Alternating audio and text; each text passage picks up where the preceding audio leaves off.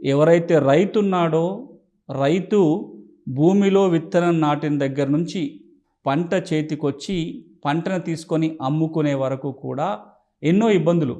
కొన్ని ప్రకృతి కల్పించే ఇబ్బందులైతే, కొన్ని మానవ కల్పితాలు. ఆ సంవత్సరం వర్షం సరిగా పడలేదు, లేదా విపరీతమైన వర్షాలు పడ్డాయి. ఏదైనా ఇబ్బందే. ఆ సంవత్సరం ఎండలు విపరీతంగా ఉన్నాయి. ఆ సంవత్సరం తెగుళ్ళొచ్చినాయి. పురుగులు, తెగుళ్ళు పంటలకు ఎక్కువ సోకినాయి. ఆ సంవత్సరం అసలు నీళ్ళ అందుబాటే లేదు. ఇవి ప్రకృతి వల్ల వచ్చే ఇబ్బందులైతే, ఆ సంవత్సరం మార్కెట్‌లో ధర పలకలేదు.